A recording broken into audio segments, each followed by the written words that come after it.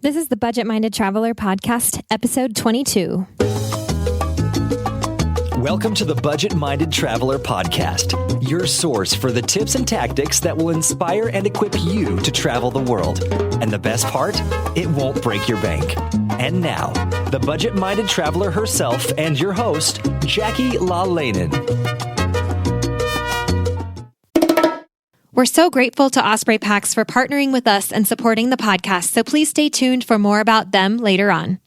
I have an opportunity for you to join me in real life for some real travel. Here's the latest Jump Adventures update.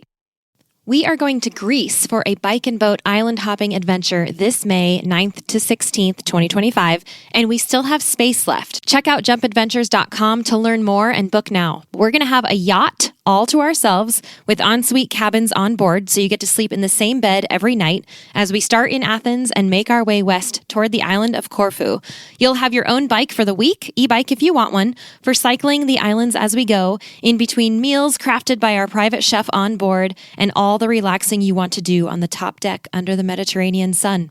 These bike and boat adventures are our most carefree and relaxed trips. All you have to do is say yes and show up, and there's still space. Head over to jumpadventures.com to grab your spot now, and we'll see you there. Hey guys, thanks for tuning in to episode 22 of the Budget Minded Traveler podcast. Today, I have a surprise for you. But before I get into that, I wanted to give an extra special shout out to all of my readers and listeners who have helped me with the launch of my ebook. The Aspiring Traveler's Handbook is now available on Amazon for Kindle. And I wanted to say, if you don't have a Kindle, the Kindle app is actually free for any device. So you can now take it with you on the road, which I am really excited about 1 year after the publishing of the print book. So again, thank you so much if you were part of that project. Okay, so if you are a regular listener of this podcast, then you will remember episode 16 when I got to talk to 3 kids about traveling with their parents. 2 of those kids were Allie and Noelle, ages 14 and 11, respectively. And they told us all about their 3-month trip traveling with their parents around Europe in a van. And today we're going to talk to their parents, Mark and Jolene. And I'm really excited to bring them on because, as you guys already know, family travel is not something that I know anything about. And so Mark and Jolene really get into a lot of logistics in this interview, which is what I love, because obviously we can talk about, how great it is to bring your kids and I know you're not really looking for reasons to bring them. You want to bring them with you. What you need is the planning help and, things to think about that'll make the trip better for them, etc. And these guys have been there and done that. And they have some really great insight into not only, leading up to the trip, things to do and not to do, some of the mistakes that they made, but also, while you're traveling, some things that'll make it easier, make it more fun for the kids, and some budget tips and all sorts of good stuff. So we'll go ahead and get into that interview with Mark and Jolene Hamilton, Allie and Noelle's parents. So here we go. All right, Mark and Jolene, I'm so excited to have you guys on after having spoken with your daughters just like a month ago or so. How are you doing today? Good. Thanks for having us on. And we're excited. So we've already heard from both Allie and Noelle, who are 11 and 14, your 2 daughters, about your trip to Europe for 3 months where you guys got to travel around in a van as a family. And so I wanted to talk with you guys to kind of get the other side of the story. And I know that a lot of the audience is excited to hear from you as well. So why don't you first tell us just a little bit about yourselves and your travel backgrounds, if you traveled before this trip, and then, what you guys do for a living, etc. Okay, well, I'm self-employed and it gives me a little bit of flexibility to travel. I started traveling, right out of college, I guess. And it seems like as much as I always wanted to go other places, Europe always called me back. I did.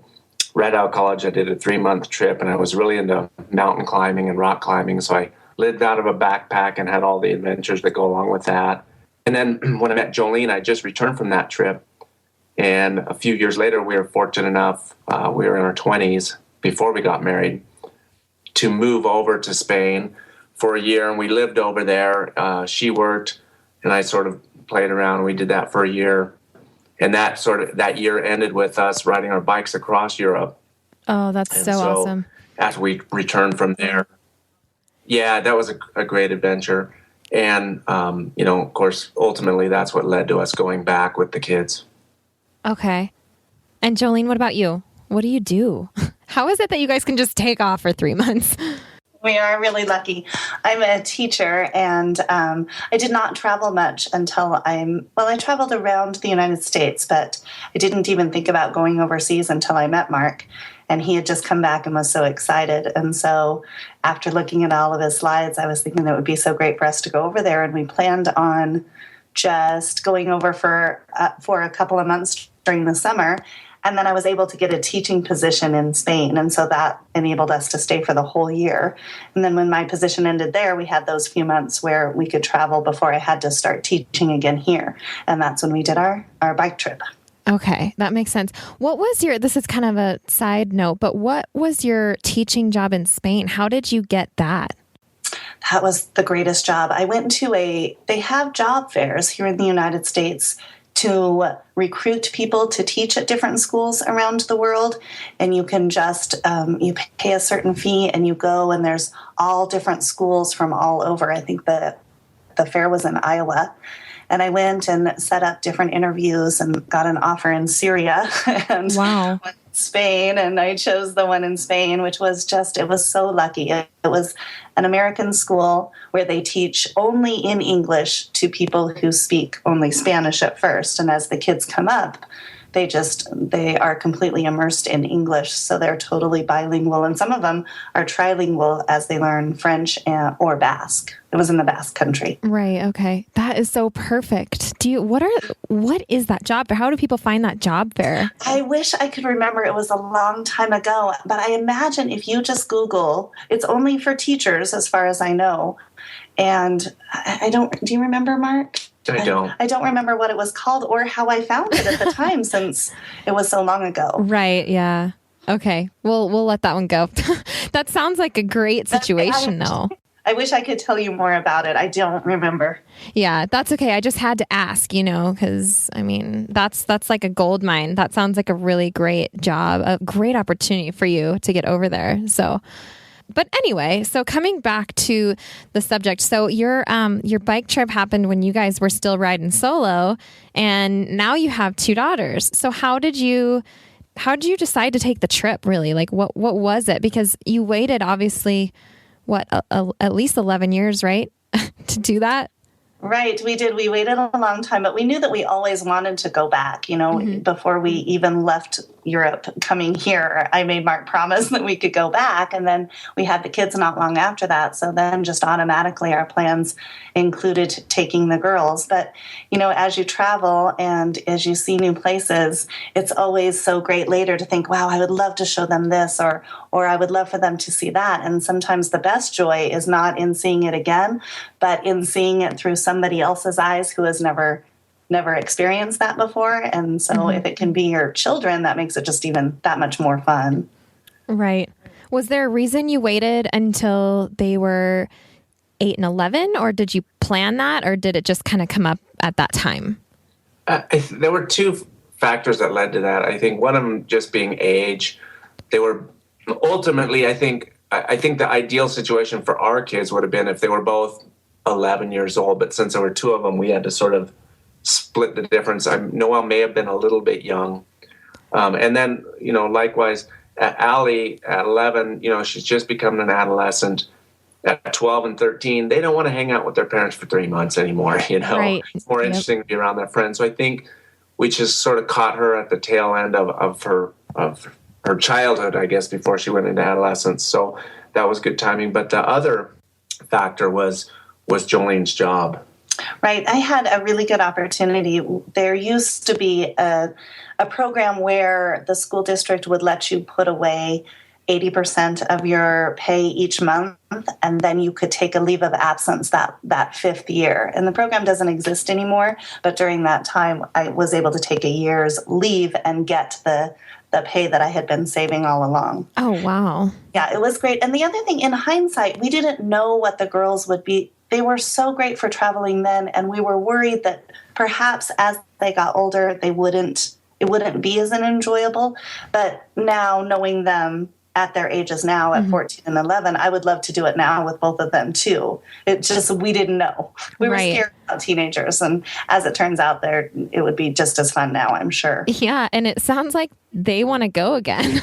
So yeah, you could always try again. And we will. Mm-hmm. So one of the things about your trip that really fascinates me, that I love, and I think it's because it's like this romanticized idea, but you traveled in a Volkswagen van, which is just awesome. And so I really want to know, what made you decide to do the trip in the van? Like, what was the kicker there? We explored a lot of options, and I think Jolene and I have been fortunate in the fact that we lived in Europe. I think we traveled by every possible method, prior to this trip. And ultimately, for me as the engineer, I think the numbers always really speak to me. And looking at the costs and the logistics, the van was a pretty good choice for us for the 3-month stay. The van, with the van, you get your transportation, your lodging, and your cooking all in one expenditure, I guess. Mm-hmm. So it just seemed logical. And it turns out, I don't think we realized this at the time, but now looking back, and I've talked to Noelle about it too, because Noelle wasn't as keen on leaving home as Allie was. And one great part about a van is that that's sort of your little home on wheels. After they get used to it, after a couple weeks, it becomes their bedroom, their comfortable place. Their stuffed animals are in there. We brought some books. Mm-hmm. So when you go out and when she's homesick or whatever, you go back to the van. It's sort of nice to crawl into your own bed. Have your own pillow, your stuffed animals where you left it. So it's kind of a little home on wheels that I think it worked out pretty well. Mm-hmm. It sounds like it did. And that also begs the question, though, where did you get the van? We looked, again, with the internet now, things are so much easier than they used to be, but spent a lot of time researching. Ultimately, for us, we had a fixed budget, and it wasn't huge, so that limited our options. It was an older van. It was a 1986, yellow, rusty van that there's a couple in Germany that they have a small fleet of vans. They have 2 or 3 vans. They're older, they're cheaper, and there were some issues shifting, let's say. Mm-hmm. Try driving through Athens in rush hour when the shifter doesn't quite work as good as maybe a brand new van would, but It all definitely fit into our budget. So just basically we found it on the internet. And did you buy it or did you rent it from them? No, we rented it for 2 months from them. Okay. That is so interesting. Yeah, it was a little, I would say, nerve-wracking when you send, I forget how many euros it cost. It's not cheap, mm-hmm. to somebody that you've just met on the internet and maybe talked to once. That's a little bit, there's a bit of a leap of faith, but everything worked out great. They met us at the train station in Cologne, and everything was as planned. It was actually a great experience. That's awesome. I wonder if they're still doing that. That would be a good resource to have. They are doing it, and in fact, when we got back, one of our friends who loves to travel and has his own Volkswagen van, he, I think maybe a year ago, he used their service and got a van and pretty much did the same trip we did. Wow. So would you feel comfortable sharing that contact information, or how did you find it? Was there a website that you found them on? There was, and I can't recall it, but I can definitely look that up, and I would love to share that. Okay, great. We'll put the link to that in the show notes page then, so that it's there in case people want to check that out. And I'm talking about myself. So awesome. Okay. And then, so I guess that explains about the van. So what kind of logistics kind of planning did you have to do before? Meaning, you said you had a budget, so I'm curious about that, but how else did you did you plan anything for your house while you were away? What was all the logistics that went into that? There was a lot of planning, and it was exciting. So the planning was fun. And again, with the internet, it makes it much easier. I had a nephew at the time who stayed at our house, so he took care of the house while we were gone, and it was nice for him because before that he had a roommate, and so it was nice for him to just get away from the roommate and have his own space. Mm-hmm. We had friends who took care of our bills, although now so much of that you can just do online. But we had friends who were watching to make sure that, nothing special came up. Mostly the mail, they would just go through the mail. If it looked, anything important, they would let us know. We had no pets at the time, and one of the reasons we had no pets is because we knew that eventually we'd be doing this trip, and so we kept that in mind and told the girls no forever. But other than that, we just tried hard not to make a whole lot of plans for when we were over there because we didn't want to be tied down, and we didn't know how traveling would be that long with the girls. So we tried not to do day-to-day plans. We just tried to make sure that we had the big plane tickets or train tickets. And then in between that, we did very little planning. That is so awesome. So you could just kind of go wherever you decided to go next. That's that's one of the advantages of having your own lodging and transportation. Right. We just had a very rough draft, and Mark did a great job of just kind of mapping out so that we had a logical order of places that we wanted to see, but not really a, set schedule. We did not have an itinerary. Right. I really like to plan. I guess it's the engineer in me, and I did come up with a spreadsheet and we talked about it as a family, where do we want to go? And of course, your wish list is a mile long, and I wrote all of those places down.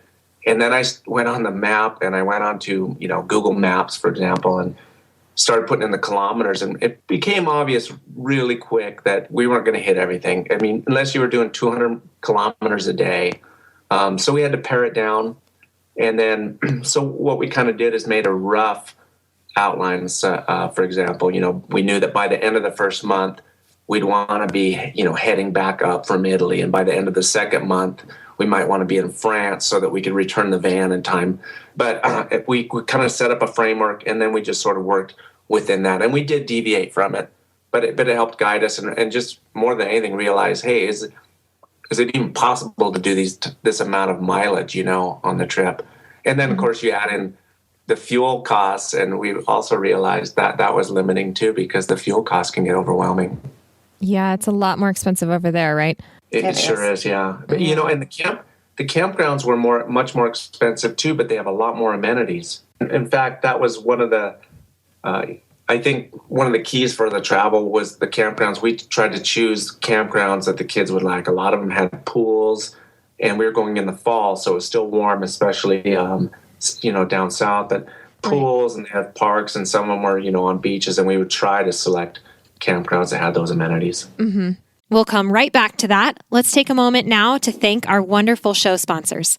Osprey is the market leader in technical outdoor, travel, and everyday packs. And I've personally used Osprey packs since 2015. My favorites are the Fairview Trek 50 for multi-day hikes, the Cirrus 24 for day hikes, the Transporter Rolling Duffel 60, which is my trusty check luggage for faraway adventures, and of course, the countless packing cubes I use to organize everything that goes in them. We are proud to support each other on the podcast and beyond. We love getting outside, and we want to see more people outdoors. So find out more and join us at osprey.com. So you said you went in the fall, and you took like 3 months out of your fall. So how did you do that with the girls' school? What we did is during the summer before we left, I homeschooled them. So all the 3 months during the summer when we would be out playing, we did schooling during the mornings. And that way, when we were on our trip during September, October, and November, we didn't have to do the schooling to catch them up. They were already caught up. So just the experience and the history, we did all of that while we were there, but we did not have specific hours where we sat down and did math. We tried to do that before we left so that we wouldn't have to do it on our trip. And you were successful at that, it sounds like? We were. When they came back, they felt like they had not missed anything. The teachers didn't feel like they were behind. I don't know if the girls felt that the summer school was successful, but in the end it worked out. Yeah, that's genius. Really, like to just do it over the summer, and because you're essentially taking your vacation at a different time of the year. So it makes perfect sense, really. And you're a teacher, so that helps. That does help. Although I truly think anybody could do it. And, at least here in Nevada, to get a plan to homeschool, it takes so little for the school district to approve it. You just have to kind of give them a loose idea of what you're going to study. And you just say you're going to study the same standards that they'll be studying, and they'll approve it. And then you just go with what the school district would do anyway. Mm-hmm. Then did you, while you guys were traveling, did you do, you said already that you tried to pick fun campgrounds. Did you guys do anything extra special to make it fun for the kids? Like, were they into anything specifically that you could take advantage of while you were over there? That was probably one of the most important things we did, is try to include the interests that they had into the trip. When you do that, you get a little more buy-in on the whole adventure. At the time, Allie, I think it was when that book, there were some books, was it Percy Jackson? Right. And there's a lot of Greek mythology in that. And she was really into Greek gods and goddesses and mythology. And I couldn't remember any of that stuff from when I was a kid. But she said, well, I want to go to Greece. And at first I thought, well, it's pretty hard to drive a VW van over to Greece.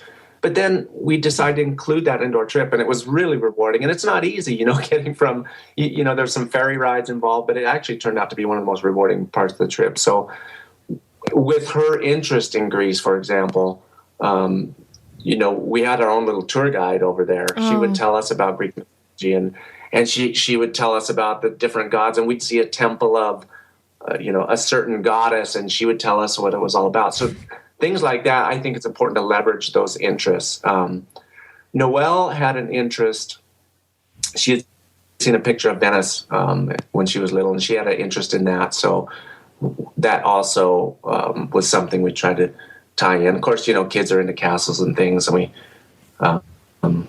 so we tried to see as many of those. But I think along with that, outside of just the interest, just the day-to-day, I think probably one of the best things we did is we tried not to book everything, from sunrise to sunset. And we did a lot of playing and sitting on beaches. And, in addition to trying to learn things and see big sites or museums, we definitely did a lot of just relaxed downtime as well. Mm-hmm. We tried hard to find places that the girls would find interesting. And a lot of times it was kind of hard for Mark and I because they weren't things that we would normally do. Like I remember in Prague, we got a brochure for a laser light show, neon light show. I can't remember what it was. And the girls saw the brochure and they really wanted to go. And, we kind of rolled our eyes and thought it was going to be kitschy, but it turned out to be the greatest show. There were so many things that we would not have seen had we not paid attention to those little things, or just searching out neighborhood parks. When you're in Paris, you usually have a list of things that you want to see, and usually it's not a child's park, or there's a chocolate museum in Paris, and that wouldn't be an artist. But the girls loved it. And so trying to take into account the things that they think are important, even if it's not really on our list of things to do. I think one of the funniest things that happened to us, we were in Paris, and we had the van for the first couple months. And the last month we had rented 3 different apartments, and we had a tiny little apartment in Paris that was, the owner of the Paris apartment warned us before we got there. Said, you guys are going to be really disappointed in how small this apartment is. After being in a VW van for 2 months, we were thrilled with the size of it. Yeah. But while we were there, the kids, were sort of looking through a guidebook, and we failed to mention that Euro Disney was, a train ride away from Paris, but they found it in the guidebook. And so they approached us one day after we were out, and they had written up a proposal. And they said, you're not going to believe this, but, Euro Disney is here, and why didn't you tell us? But we want to go. And so they wrote a proposal. They even knew which train we had to get on, what time we had to be there. And, of course, Jolene and I, our first thought was, well, we're in Europe. Last thing we want to do is Disney stuff. But they were so good and so willing to go along with all of our things that we let them plan this trip to Euro Disney, and we did spend a day there. So I think, and the kids do talk about that, allowing them to do things that they want to do, I think is important and makes the trip much more enjoyable. Definitely. I love that story. I love that they wrote you a proposal and had the trains figured out and everything. That's so awesome. It was very professional, and it was well written, and they told us, hey, here's the bargaining chips were, you dragged us through these castle tours. We went here and here and here, and saw these Roman ruins and got to listen to your spiel about history, for 2 months. So, throw us a bone, basically. That's so funny. So as the trip, now that you can look back at everything, do you think that is there anything you would do different if you could do it over again, as in mistakes that you think you made? Yes, but not so much on the trip, but the plan up to the trip. We made a huge mistake in that Mark and I were so excited about it. We talked about it all the time. We built it up so huge. It's kind of like when a friend goes to a movie and they tell you it was the best movie you've ever seen, and then you go to the movie and you're like, yeah, well, it's good. It was kind of like that. We talked about how amazing it was, and it was amazing. But by then, for one thing, they were sick of hearing about it. We thought it would be great if we had them read books about the places we would go. Looking back, I think, oh my gosh, what were we thinking? But we thought they'd have some sort of tie to it. And when we got there, they'd say, oh yeah, I read about that. But as that turned out, it would have been much better for us to just keep it more mellow, not build it up. Like Mark gives the example about Venice. We told Noelle how amazing it is, and it is. But because we had built it up so much in her head, she just had this just an incredible picture in her head. And so when she got there and it was hot and there were a lot of people and it was muggy, it would have been better for her to have no picture of it at all. And then she would have been, wow, just this, wow. Mm-hmm. So I think we maybe spent way too much time telling them how great it was going to be. Yeah, trying to get them interested in it. Exactly. That's interesting. Yeah. I think that, you don't have to bombard them with that sort of stuff. I think there's a beauty in self-discovery, on the Venice thing. If you just showed up and said, hey, look at this cool town. Wow. They would have been just amazed at how neat it was. And I think other mistakes that we made is I'm really goal-oriented at times. And I can, if I say, okay, we're going to be here in a certain place by a certain time, then I tend to want to stick to that. And there's really no reason to do that. So I can, kind of crack the whip a little too much, I guess. Looking back, I would say I would probably try to relax a little bit more, and maybe, although I think we did a fair job of trying to deviate from the agenda when necessary, but I know that I can get a little over the top sometimes when plans don't come together as I want them to. Yeah, that's the time that you need to kind of be flexible. You learn that when you travel. Yes. So on the other hand, what were your biggest successes? Well, I think the fact that the girls now, whenever I hear them talking to somebody else, their view of the world is larger than it was before. And they now, I think, have the desire to travel. Maybe Noelle not as much, but I think as she gets older, I think she'll want to get out there and explore more. And that's important to me, to have her want to see other things. And I do think that they're extremely flexible now. And I know that they were before, but when plans change, it does not faze them at all. And I think that trip helped because they just automatically changed all the time.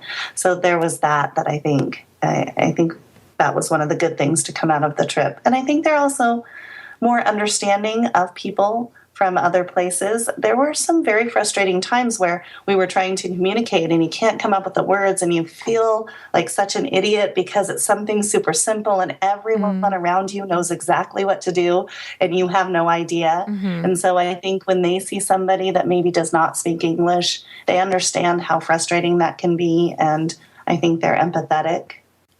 Yeah, I remember Allie actually speaking about that in hers. She seemed to really learn about that, which is awesome at such a young age, So what advice would you guys give to other parents considering long-term travel with their children? I mean, I know you guys only went for 3 months, which may not be considered super long-term, but I think that it is when you bring your kids with you. So what kind of advice would you give to other parents? I think the first thing I would say is if it's something you want to do, then you need to plan and budget and start saving immediately, because I think Jolene and I are guilty of this too. We'll wait, next summer we'll have a little more money, or we'll just wait till there's a better time. Really, and you'll never have more money and there'll never be a better time. Right. So you just take what happened with us that was really fortunate is Jolene talked about that program, that 5-year program. Well, prior to that, she was working half-time when the kids were little, and we were living off of one salary, so we knew we could do it. Mm-hmm. So we took all of her new salary, and we just started saving it, and we just put it in its own account, and then we had a chunk of cash that we could draw from. And I think just making that step, even though we weren't quite sure where we were going to go yet, we just made it happen. I think that's important. Yes. Once we had that in our heads, almost every decision we made, like, okay, we can get a new couch or we can go to Italy, Yep. And so everything was either, okay, it can go into this account or we can go out to dinner. And so it really helped us to just focus on that and make sure that was always in our head. So just make that decision. Definitely. That's one of the things that I love to talk about is really it's your priority and it's your perspective. And those two things can make you save like no other. I think another piece of advice I would give is, everybody's different. All kids are different, regardless of age. And I know that we've had a few friends that say, oh my gosh, we can't imagine our kids in a van for 2 months. We can't imagine them in the same van for 2 hours. Mm-hmm. And it's not to say that their kids are bad and our kids are good or whatever, but I think we were fortunate for this type of travel, and our kids get along really well. They're pretty mild-mannered. And I think you have to consider the personalities involved. These guys have been traveling since they were really little, and they're pretty good at it. And like I said, they're also just tend to be patient and get along well. And you might have to adjust your expectations, depending on your children. Some of them may not be as okay with doing this type of travel, certainly for that length of time. Right. And also, kids do change with age. I know I always laugh when Allie was really little. We were going to do a month-long trip one summer, and she was really good at traveling and all of a sudden she was little, and something happened for like a 3-month period. Boy, she just would not sit in the car, so we had to change our plans. And so I think, especially when they're little, you might have to adjust it based on how they're acting. And their personalities too. I think if you have kids who are much more used to a routine, then a different type of trip might work. Like maybe to a place where you just stay so that you can have breakfast at a certain time and lunch at a certain time, and it can be just more scheduled depending on your kids' personalities, maybe. Mm-hmm. And right. we have some friends that enjoy traveling as well, and they just got back from like a Disney cruise ship that cruised the Mediterranean. I think it was like a 14-day trip. And they went to Greece, Italy, and things, but they were basically on a really fun-filled cruise, and then that satisfied the kids. And then they would do port calls to neat little places, and that sort of satisfied the adults. And they sort of agreed that, I don't know if their kids would enjoy a van ride as much. So I think that worked out well for them, that type of travel. That's a great piece of advice, I think. Well, thank you guys so much. This has been awesome. Are you, you guys had a blog, didn't you, when you were traveling? Are you okay with people going to that if they want to read about your travels? Oh, yeah, we'd love it. I love to share it. The blog was dagobertdaily.blogspot.com. And Dagobert was the name of our VW van. It's Dagobert. Okay. So there's a lot of, we would update that blog every day on our trip for our friends and family. And it was sort of interesting because people that we didn't even know started following it because they heard about it through friends. So that made it enjoyable for us. Yeah. Okay, great. Well, I'll put that on the show notes page too, if anybody wants to check that out. Well, wonderful. Is there anything else you guys want to share or? Well, we could probably talk for hours. I totally get that. Yeah. get boring after a while. No, I think that was it. It was, I just can't express enough how much I enjoyed traveling alone and how much I liked it even better with the girls there and sharing it with them. So I think anybody that has the opportunity, I think it's a great thing to do. And that's it. Well, that's great. Thank you guys so much for sharing your wisdom about family travel with kids, because it's definitely something that I just don't know about. So I really appreciate your entire family coming on to shed some light on the subject for us. It's been great. Yeah. So we'll catch up with you on your next family trip, all right? Okay, that sounds great. Okay, sounds good. Thanks, guys. All right. I hope you guys enjoyed that interview, especially for parents out there. I really hope that it was helpful and inspiring for you. And remember that if you still have questions about family travel, feel free to participate in the comments on the show notes page, which for this episode you can find at thebudgetmindedtraveler.com/22. And I will do my best to get those answered for you. And along with the comment section on the show notes page, you can find the link to their blog if you want to learn or read about their travels. And there are a couple more things that I wanted to add that we didn't talk about in the interview, but we have the name of the rental where they got the van is also going to be on the show notes page. And it looks like they spent about 3,500 euros for 2 months with the van. And if you remember, they actually spent the last month in 4 different apartments in Paris, San Sebastian, Barcelona, and Prague.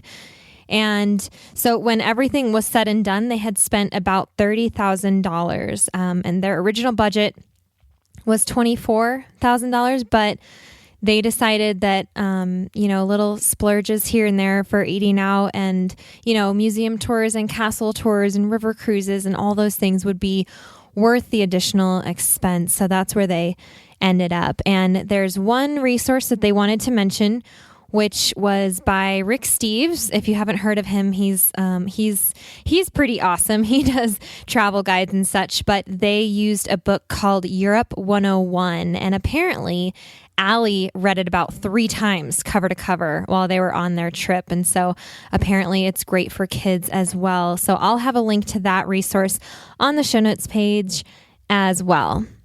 So that's it for today. Thanks again for tuning in, and we will see you next time.